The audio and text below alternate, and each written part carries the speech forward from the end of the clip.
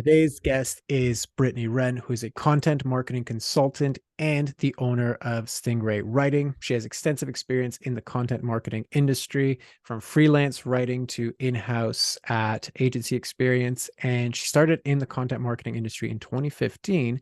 And her expertise has grown to include B2C, B2B, and nonprofit marketing and communication. Now she runs her own content marketing consultancy where she helps her clients grow their audience. So, Brittany, thank you very much for being on. How are you doing today? Thank you for having me. You're very welcome. So, yeah, I'd love to dive into and just hear a little bit more about, you started this work since 2015. So, obviously, you've been doing this for a solid amount of time. How did you get into doing it, and kind of what bring us from there to like the current day context? Yeah, well, I worked in higher ed for like 10 years and I was always wanted to be a writer and I started freelancing, in 2015. And I did that on the side for years, in evenings and weekends. And it was just kind of a supplementary thing. And I also wanted to someday end up doing that full time. Fast forward, a few years, I got my first full-time in-house gig, moved into an agency role a couple years after that. And as anyone who's ever worked at a marketing agency can attest, it's like hardcore burnout after a very short amount of time. And I realized, I'm doing all these things at this agency when I could also just do them for myself. I could charge my clients less, get to pick my own projects and my own clients to get to work with mission-driven organizations. And then I could take my business wherever I wanted to go. I can take time off for vacations or go with my husband on his work trips and take our kids and don't have to ask for permission, or claim any time. So that's kind of how I ended up doing it for myself. And I had enough interest in my freelance business that I thought, let's try just doing that and see where it goes. And it's been really great so far. Awesome. So kind of following your own path of like, I like this, but I don't want to do it in this context. So the lifestyle choices are much better if I just bet on myself and do it this way. So I love that. And it's obviously very typical entrepreneurial motivation. So I totally Mhm. get it. Yeah. So then why don't we just like dive right into it? Like, what are the top problems that you are facing right now? Yeah, so I'm kind of at the point where I have enough work. I could just say no to things or like say no to new projects and it'd be totally fine. Um, I it would be a good work-life balance. However, I am a type A driven person and love to learn. I want to constantly like gain more skills. I want to break into new industries. I want to meet more people. I'm an introvert, but I do enjoy like connecting with people. And so it's very difficult for me to say no. And then in addition, I see as a business owner now a totally different perspective. It's not a freelancing gig. This is like, how can I stabilize this to the point where, if my husband ever lost his job, I would be able to support my family on this income. I need to at some point figure out how to contribute to a retirement account with this income, and like how to run it from a business standpoint rather than just a contractor basis, project equals this amount of money and that goes into my bank account and I spend it. Like that's not how you run a business. And so it's been a different mindset and then try to balance like the growth of the business and the stability needs versus my own personal needs. And I've been managing that with like subcontracting some work to other writers that I know. And so that's a whole nother skill set, right? Like managing people and then finding the balance of my own like expectations for quality. I'm kind of a perfectionist. I was a chronic straight A achiever in school and like in the working world, that's like hard to navigate. Like not everything's going to be perfect. So it's hard to decide as a business owner, what am I going to what am I going to just release into the world? And what am I going to obsess over and stay up late figuring out? Got it. So basically, okay, like when I hear that, like that's pretty clear. It Mhm. makes a lot of sense. It's pretty in line with what a lot of business owners have to face, especially in your industry, right? Mhm. So what would you like? What's the actual problem in that case? I think, I mean, there's perfectionism, and then there's like at a certain point, I'm going to have to decide if I'm going to grow or if I'm going to stay put. Um, and to me, it seems like the driver of that decision is going to be, am I going to allow things to be, am I going to like release some control, like allow other people to help me without being so hands-on, like without it being basically me doing all the things. I think that's probably my problem.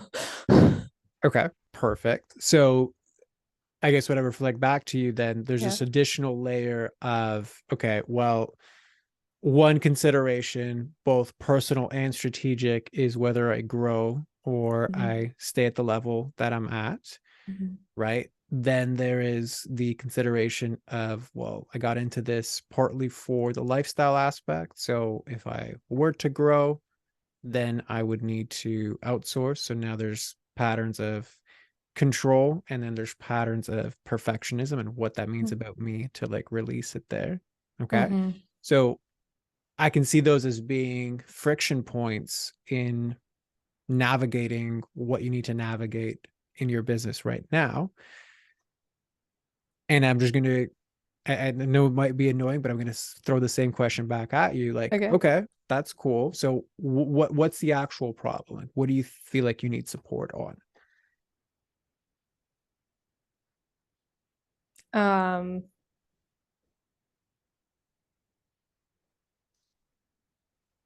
maybe just like in like questions to ask myself, or just like help making just figuring out when I need to let things go and when I should ask for help, or um I don't know, like there's so many different ways I could take that, because it seems like a business decision, but it's also a personal decision, like you just said. And I don't know, but they're 100%. both the same. I am the business. So it's the same thing. Yep. Well, welcome to my world. This is what I deal with all the time. So yeah, 110%. And I just want to acknowledge and not discount the fact it is hard, right? And that's why I keep coming back to it, because oftentimes our brain's going to default to, well, I should just do more of something. Mm-hmm. Like I should just get more business and that'll solve my problems. I should just delegate more. That'll solve my problems. But without clarity, that might actually be taking you away from getting you closer to what you actually want. Mm-hmm. Okay. So I think that's a first place that I would start, is like, what is it that you actually want? Hmm. That's a really good question.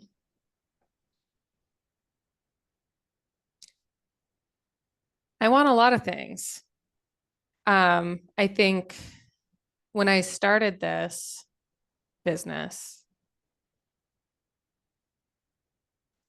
it was in part a reaction against an agency model that I felt abused people, and not, necessarily intentionally. That's just kind of how agencies work, right? Like a marketing agency thrives on young talent that has the time and the mental capacity to work super hard for not as much pay. Um, and I don't want to do that. I don't want to turn into an agency. So I think that's my problem. I can't grow past a certain point without basically becoming the thing that I escaped from.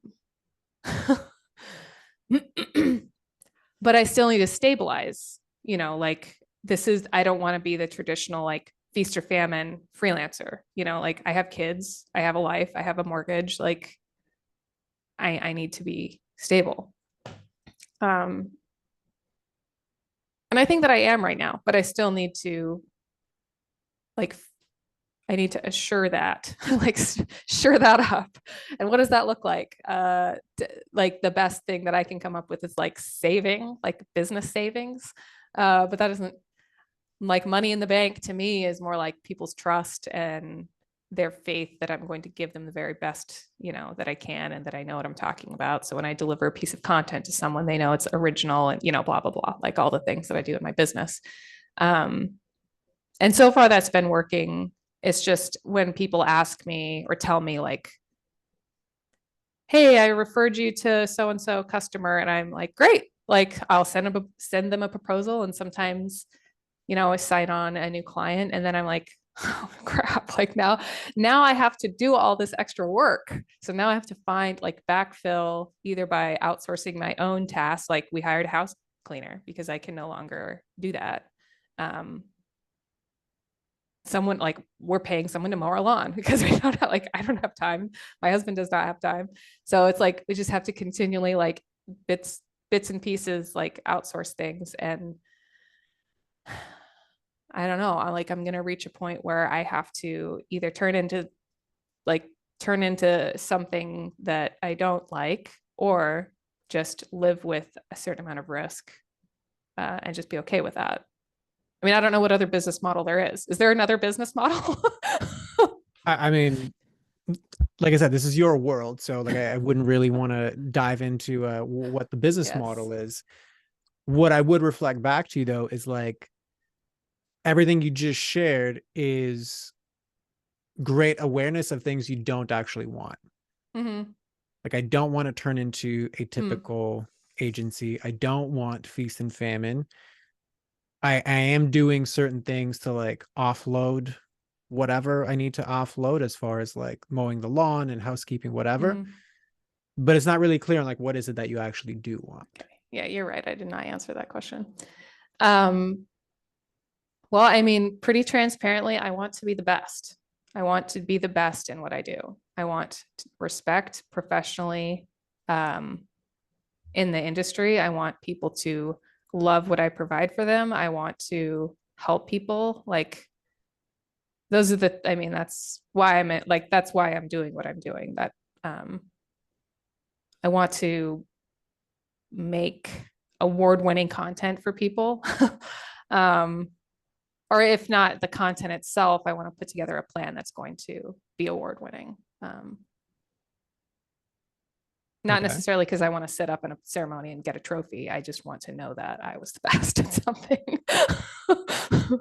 Okay. So that's very interesting, right? Because part of or a big driver of what you want is credit, right? Like I Mm-hmm. want recognition in some shape or form, whether it's Mm-hmm. like hardcore public credit, like I'm winning awards, or just credit as far as like validation in terms of the efficacy of Mm-hmm. my work. Mm-hmm. Um, that is going to be very different and very antithetical to lifestyle, outsourcing, control, etc. Mm-hmm. So what's like what lands for you from that reflection? It sounds like I don't know, like sounds like a lot of contradiction. Um, I and it's not like,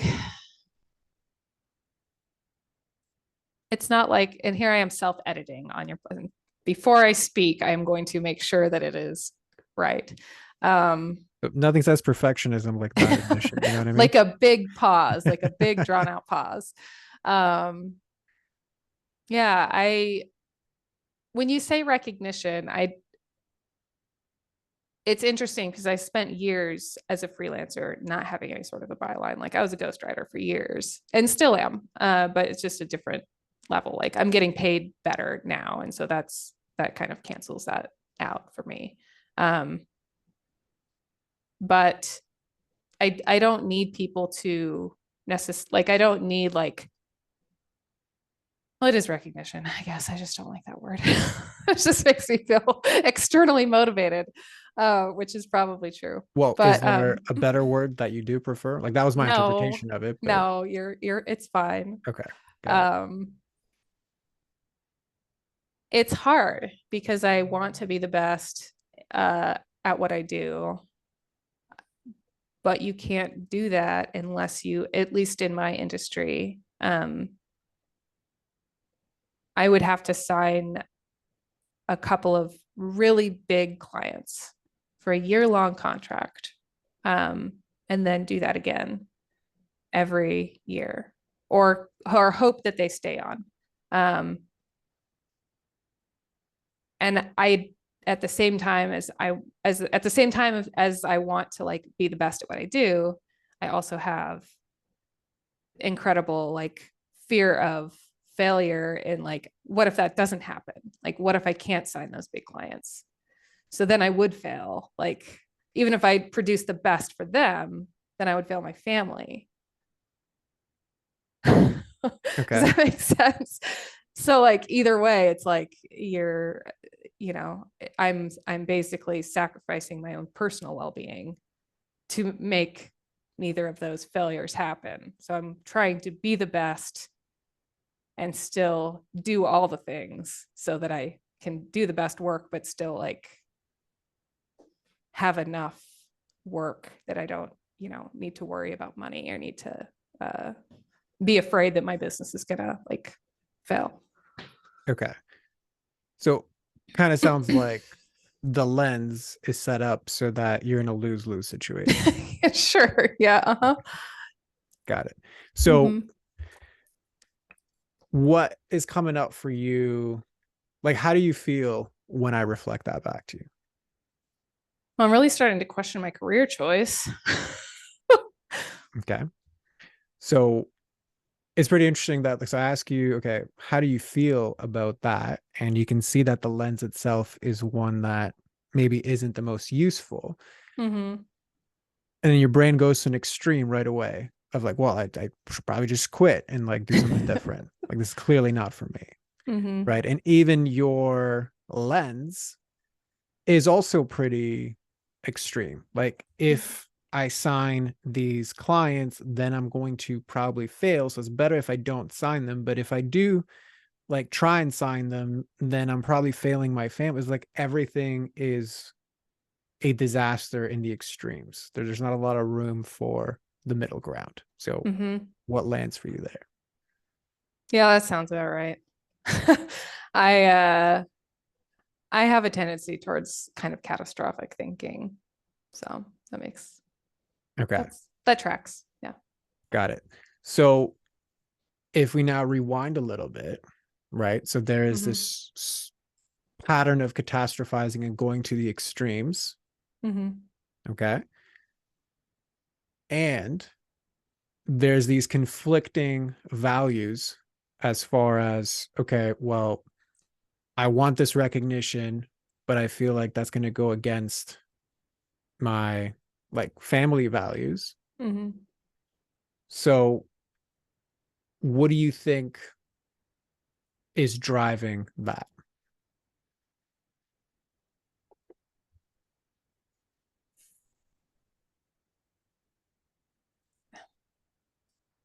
I mean, to be totally honest, I think it's just generations of women who can't have a job and a family at the same time.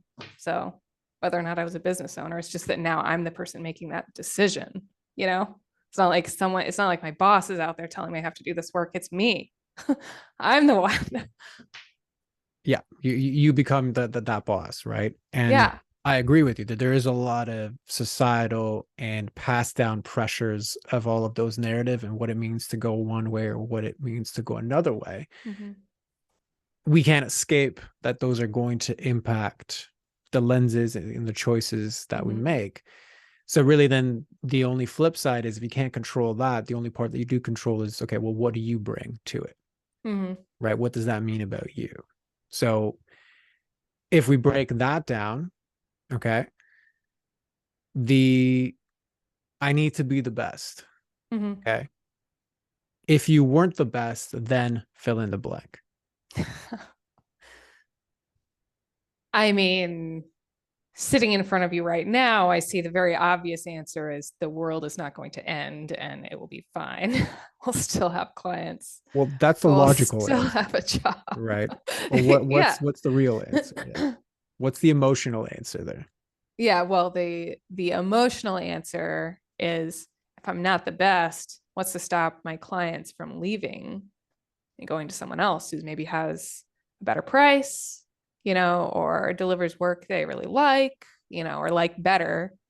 So Um, also a great answer, but it's one step removed from the part you do control, which is you, right? mhm, So your brain right away went to, okay, well, if mm, I'm not the best, then this is what my clients will do. Cool. Bring it to I statements. If mm. I'm not the best, Oh, I see. then fill in the blank. Then I will have failed, Okay. is my emotional answer. So either you're the best or you're a failure. Uh-huh. Okay. So what's coming up But for you internally? I know that that's rubbish and is not true when you say it out loud. Correct. And I Yes. think that's going to be a pattern with you, Mm-hmm. uh, which is with many like intellectually gifted people that I speak with. And a lot of my clients fall into this category, especially coming from like grade A, like Mm-hmm. schooling. Mm-hmm. Um, you're going to know all of the intellectual answers to everything I'm going to ask you. Mm-hmm. And they're also going to be completely irrelevant because it's the emotional logic that's really driving your actions and your discontent here. Mm-hmm. So it's kind of the subconscious lens that's going to be more relevant to actually moving you forward through this. Mm-hmm. So if I'm not the best, then I'm a complete failure. Mm-hmm. Okay. I know you know that isn't true. Mm-hmm. What's the emotion behind hearing it reflected back to you? Like when you say that, it's Mm-hmm. like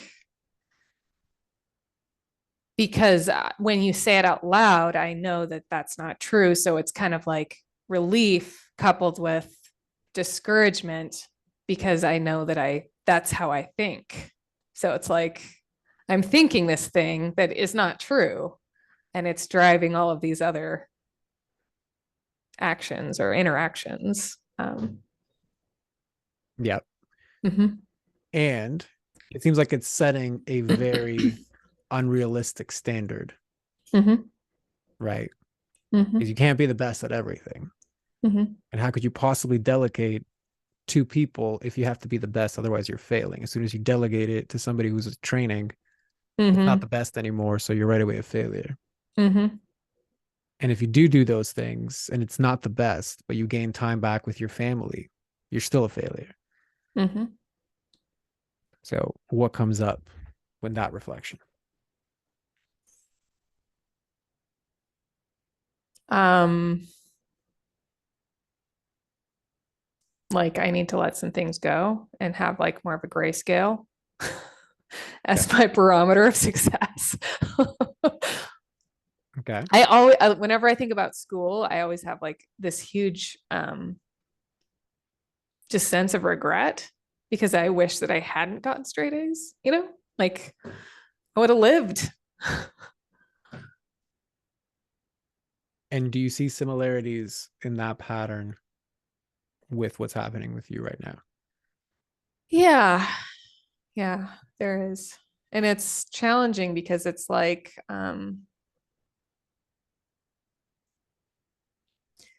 I have young kids. So if I miss time with them because I'm too busy, then I lose. But if I miss this contract, I've I've lost too. So So it's a lot of losing. mhm. And by all means, like all of you is welcome here. So like I can see there's emotion welling up here. So what's coming up for you internally?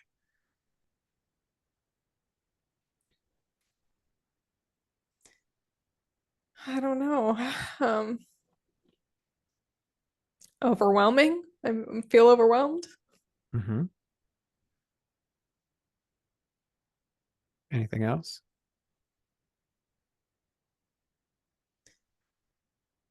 Um, I don't know, like I need to find some peace. Like I need to like let it go, but I'm afraid. Okay. And what would you be afraid of?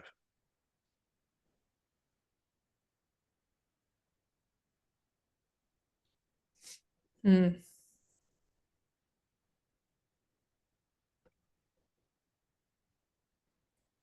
I don't know. Really. Is that a weird like I don't know. I don't know what No, I'm afraid of. it's a beautiful answer because it's a very raw, honest answer, right? And it's one reflective of this like inner civil war that you seem to be having quite a bit. Mhm. No matter what I do, and I have to do everything within the extremes, I always lose. It keeps me from knowing what it is that I want. It keeps me from having inner peace. It's likely keeping you from being present as much Mhm. as you would want to with your family. And when I try to dive into it, there's probably a lot of hurt there that it's overwhelming because it's a pattern that I've had to live with even while in school that stopped me from actually living.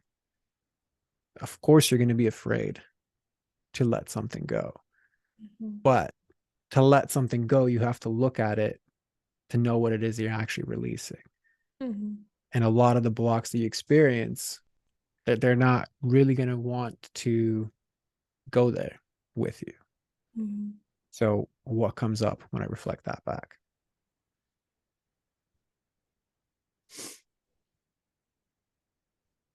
I don't know. It sounds like I need to see a therapist. That's what it sounds like. So yeah, I get that reaction a lot, which is why sometimes people call me the business therapist because that's exactly what comes up. Um, so when you look at all of this, if you want to zoom back out now, Mhm. okay, how is this creating problems inside of your business? It's setting an impossible standard that I can't meet, and it's forcing me to straddle two different business models, like which is hard to make decisions. You know, if you can't decide if you're going to grow or stay the same, or if you're going to be the quality control person, or you're going to let things go. Um, it's kind of it's kind of hard to move forward or to make any sort of other decisions because everything has to be perfect. Um, but it but with two different sets of standards on what perfection looks like, it's like I can't. It's not a carbon copy of each other. It's two completely sets of rules. Different. It's two completely different sets of rules. So beautiful awareness on the push pull part of this problem. Mm-hmm. Okay. How does that actually affect your business? Um, it means I spend more time doing things that don't matter. I mean, in the long run, strategically don't matter. They matter to me. uh, and I think, there's some emotion, like making emotional decisions or like maybe not decisions per se, but like my reaction to negative feedback, like from a client or my reaction to subpar work that I've outsourced that I consider subpar, of course, is probably perfectly acceptable. It's just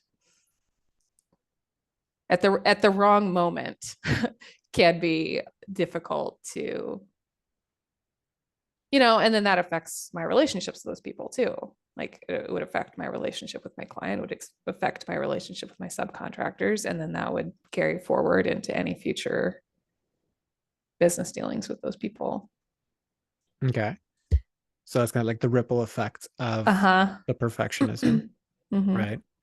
So what about in terms of, let's just say, the growth or the form decisions of how your business is going to look? Like how I'm currently operating now and how Well, does like that if you look affect? at everything that we unpack from the Mm-hmm. catastrophizing to this inner belief if I'm not best, then I'm a failure. Mm-hmm. But then also the opposite is true with my Mm-hmm. family and then the overwhelm, being afraid to let things go. Right. So Mm-hmm. those, whatever that is, six Mm-hmm. things. How do you think that's affecting your ability to create the business that's actually going to be fulfilling for you? Yeah, it just means that that's not going to happen. It's not going to grow because I'll be too overwhelmed and busy to do that, or too unhappy because my time is finite and I won't be able to expand myself to grow the business that I want, I guess. Perfect. So, to what degree then are those core issues going to be solved with better strategy or a better business model? I mean, I don't think any of those are going to be solved as long as I continue to have this perfectionistic control issue. Correct. So, Mm-hmm. put another way, even the best business model, do you think it's going to compensate for the perfectionism and the inner limits you're bringing to the equation? No. No. So, do you see the connection that it's the wrong tool for the job? Mm-hmm. Mm-hmm. Okay, perfect. So, if you now imagine that you could wave a magic wand and you cease to have the ability to be a perfectionist, who or what would you be if you couldn't be a perfectionist? Hmm. That's interesting. I'd be free. I'd be like more of a risk taker, probably. Um, be able to grow, have more experiences, give other people more experiences, still do good work, um, without the expectation of myself to like make it perfect. Okay. So, what do you mean when you say grow and have more experiences? Well, I mean, if I spend so much time trying to make, to be, the best at something, like to understand something fully, I I can't do that all across every skill set that I need. I'm basically my own bookkeeper, if I like try to do all of that perfectly every day or whatever, um I just can't. So I don't know. But that aside, the bookkeeping aside, I don't know how, I need to hire a bookkeeper, but like trying new projects, but sometimes it's like video scripts, for example, or try a different type of content, or learn how to use this other tool, with the time constraints that I have, or whatever. Like it's not going to be the best of that category right out of the gate, obviously. Obviously. Right. So, even to expand your own like professional knowledge, Mm-hmm. I can't do it because I can't be the best at it. Mm-hmm. Okay. I mean, I can. It's just I'm constantly striving to be better at that thing, even though it's not like my core business offering, and it's not the thing that I want to do forever, but it's like it's a means to an end, but it's not to me. It's personal.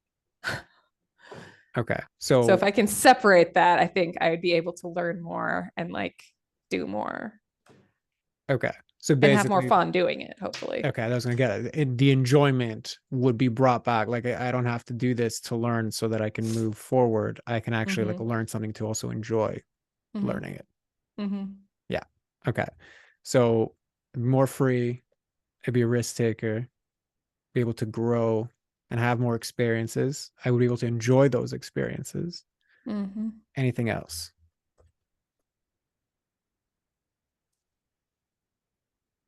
I mean, I've lost sight of the original question. Are we talking business things or what I gained personally? So more personally, right? Like, because basically the Okay. original question was if you made wave a magic wand Hmm. and you lose the ability to be a perfectionist, who Hmm. or what would you be? Oh, okay. Yeah. 'Cause as I was just thinking, like, oh man, I would actually have hobbies that don't make me think of work. Maybe. I don't know if that's something I can do, but Okay. So um, going back again to enjoying. mm-hmm, mm-hmm. Okay. What else? Be able to spend more time with like friends and family without being married to my phone. Um, yeah. And I think, when we do go away, like on a weekend, like a long weekend trip or something, not feeling like I have to deliver at 100% capacity. Not that I work, I try not to work during those times, but inevitably it's like I work a ton beforehand and then a ton after to like compensate for it so that it goes kind of unnoticed. Mm-hmm. Um, but it'd be nice to get out of that cycle where I just can set expectations and then I just let that go. I can go sit in a hotel without thinking about the Wi-Fi. Got it. So a lot of this is like the through line here is like inner peace. Uh-huh. Like Yeah. it'll be a lot more peaceful. Mm-hmm. So what would you be able to create with a lot more peace in your life and a lot less of these overwhelm stresses? I mean, objectively, people with inner peace are much more creative and can actually deliver the good work that I have been trying to do. Okay. So it would actually align with your best Yeah, yeah. sentiment. Uh-huh. Uh-huh. Okay. And look at how you answer that question. People would. Yes. Generally, this is you know what I mean? It's like even when prompted to imagine a world where you didn't have any perfectionist tendencies and you had full inner peace, your brain has a hard time embodying that from like the I perspective. It right away Hmm. goes to people, goes into like Hmm. second person, Hmm. right?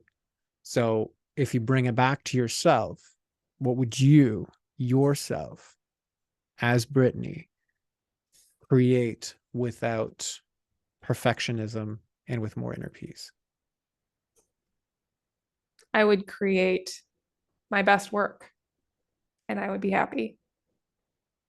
Okay. So get more specific. What would that look like? I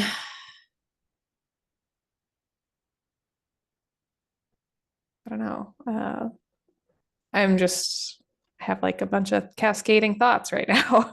There's less maybe a little bit less work, maybe more like me time, more downtime, more like relationship time, um,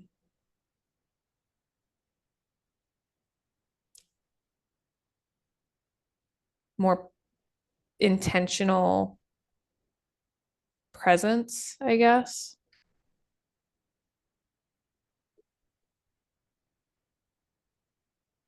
And I think just leaving space, like when people email me, like I have to respond, but maybe I don't have to do that. Like I would potentially not respond right away and let it sit in my inbox for 48 hours. You know what I mean? Like maybe someone else can sweat. Yeah. Or maybe you can just set boundaries around how you are or are not going to respond to things. Mm-hmm. What would that be like? That would be nice. Would be nice. It would be like it would let me step away from my, devices and maybe I can disconnect. Maybe I can disconnect email from my phone. So that I'm Okay. not taking work down to the, playroom with me when I'm with my kids. So do you see how so much of your answers have nothing to do with business model? Should I grow or should I not? Should I delegate? Mm. What's the best strategy? Mm. They all have to do with essentially things that you could make happen without changing much around your business, Mm. right? I would be Mhm. free. I would enjoy having a lot more experiences. I would enjoy learning. I'd have hobbies. I'd spend more time phone free with my friends and family, be in a space of inner peace where I can create my best work. I would be happy, more downtime, more relationship time, more intentional presence, right? Nothing to do with strategy and clarity around where the business is going, Mhm. which clientele you're doing. Mhm. And if you were in that state of inner peace and fulfillment, do you Mhm. think it would be a lot easier for you to strategize and make better business decisions? Yeah. Well, and I think that's the type of person, if I was that person that the big client or whatever of my dreams would want to sit down with, because I would give them my full attention and I would be there and be doing the, it wouldn't feel like frantic. Correct. So, at least what I'm hearing is like it opens up the space that I would actually be able to attract an ideal client who could pay me an amount that's worth my like full dedicated time and attention, Mm-hmm. right? That would Mm-hmm. allow me to have space for all of these things, right? As far as like if you want to bring this back to business model, Mm-hmm. like there's Mm-hmm. another potential possibility, right? Mm-hmm. But really the reason why I'm asking these questions is to just really crystallize for you. It's like, is this really a business problem or is it actually an inner peace and fulfillment problem for you? I think it's an inner peace problem. Good. I'm glad to hear that because that's exactly what it sounds from the outside looking in. Mm-hmm. Okay. So what's coming up for you when you share that? Well, I mean, it sounds like business is fine. I'm not fine. So I need to fix that and the business will be fine. It'll still be there. Yeah. Well, the business will definitely be fine because it's already fine when you're not, Yes. Yes. right? So it's actually what could you do when you go from fine to great? Mm-hmm. How's that going to multiply and what happens with the business? Mm-hmm. Yeah. That's the real question here because it's Mm-hmm. already like you're below fine on self, but the business itself is fine, even with you working at half capacity as far as these things, Mm-hmm. right? That's the real gap Mm-hmm. in clarity, strategy, and all the other things that you mentioned before. Mm-hmm. So, what's landing for you there? That my business could be great if I can actually let some things go and be like personally great. Yeah. So, I'm glad that that's landing for you. So, Mm-hmm. I know that diving into that is a totally different conversation, but as far as like Mm-hmm. mapping out what the real underlying issues are here, does this feel complete for you or is there still something left outstanding? No, I think so. I think it's just, like, what does that look like? What are the practical things? What are the, is there an app for this to like Is there an app for inner peace? No, I'm just kidding. Well, I mean, I know that there's an app for like controlling how much screen time you have. So there's that, but um I don't know. That probably would just make me more worried than anything. But So yeah, yeah, like I what are the agree with like what are you. the next steps, I guess, is what I'm asking. So what I would just want to point out or reflect back to you there is like, so we just spent all this time really unpacking that this is a being, not a doing, Uh-huh. right? Mm. Mm-hmm. And the place your brain defaulted to is like, okay, well, what's the app? What's the thing? What's the tactical thing that I got to do? Uh-huh. Right? Like, Uh-huh. well, what are the 3 steps that I can do to find inner peace and fulfillment? Yeah. Right. So going back to, right, the wrong tool for the job, Mm. how do you think that connects? Interesting. That's a yeah. Yeah. I need to stop doing things. So no, definitely not stop doing things. And I'm not going to leave you hanging. I just wanted to see what is landing. So this is an extremely common pattern Mm-hmm. with, as I said before, individuals like yourself who have gone their whole life excelling Mm-hmm. through their intellect. Mm-hmm. Okay. And this has definitely been a pattern of mine as well. I mean, ironically, as you can see all the books behind me, like they are strategically placed to make me look smarter than I am, but it was also a pattern, especially with the schooling thing, where it becomes a man with the hammer problem Mm-hmm. because you got so good and rewarded for solving all of your problems using your head. Mm-hmm. Suddenly, an emotional problem is presented to you. Mm-hmm. And the first place you go to is you try to outthink an emotional problem, right? What do I Mm-hmm. do? What are the steps? What's the process? These are all intellectual questions to emotional problems. Mm-hmm. Also reflected back when we initially started, and it was like, okay, well, I know you intellectually understand this. What's the actual emotional logic behind this? So all that, kind of long story short, Mm-hmm. this is a process of really eliminating the inherent beliefs and eliminating the inherent patterns that right now are stopping you from accessing that deeper, peaceful part of yourself. Mm-hmm. Put a different way, if you look at just the one that came out, so if I'm not the best, then I'm a failure. So on top of that belief rests many of your other patterns. Mm-hmm. Catastrophizing, Mm-hmm. because if anything is less than the best, then it's a failure. Mm-hmm. Catastrophe, right? If I'm not in the process of doing my best, and God forbid I'm having fun, then I'm actually failing. If anything is less than, then I can't delegate it anywhere else. So Mm-hmm. again, right? Like, so one pure example here, because it came out as a very clear belief, is if I eliminate that belief and I know how to go through the process of eliminating that belief, suddenly you talked about space, that gives you the space to actually experience life without this particular inner critic. Mm-hmm. So what's landing for you there? No, I'm just latching on to the word inner critic. That just is spot on. So I don't know. I just need to have a conversation with that person. Tell them Yep. to, it's okay. You can just be there, but not gonna let you make the decisions. That's fair. So then it goes back to, how did that work for you in the past? uh, Quieting my inner critic. Correct.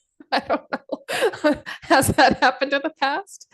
Uh, no, I think accepting imperfections is like there's very little motivation for me to do that, except for just deciding to do it. And that's hard. I haven't really done that very much. And that's okay because you Mm-hmm. spend your time excelling in other areas, right? Mm-hmm. And, just as an aside, like that's a deeper conversation. And this is exactly what I do, like in my program, in my coaching. But that's essentially what it is that you're Mm-hmm. asking, right? If Mm-hmm. I identify with an inner critic, how do I actually get rid of it? Mm-hmm. Right? That is possible. You can definitely do that, but it's a deeper conversation than what we can have today and Mm-hmm. right now. So Mm-hmm. that being said, like, does this feel complete as far as like this container today? Yeah. Yeah, it does. Okay, perfect. So in that case, if you can close us off and just let us know, where people can find you, who are the best people to find you, the floor is yours for that. Yeah, well, I'm on the internet at www.stringraywriting.com. Stingray Writing. I think I garbled that. It's yeah, and I do content marketing and blogs and all sorts of things, but hopefully I'm going to be setting better boundaries, so I don't know. I mean, if you want to set them right now and like contact me, No, I'm it's all definitely right. for it. Copywriting, white papers, blogs, yeah, social media. That's my jam. Beautiful. Well, as always, we'll include that in the show notes. But Okay. Brittany, thank you very much for Thank you. coming on and allowing yourself to be witnessed in this way, especially for a perfectionist. I know it's not the easiest of things. So appreciate you for that. And for everybody else listening, we'll see you on the next one. All right. Thank you.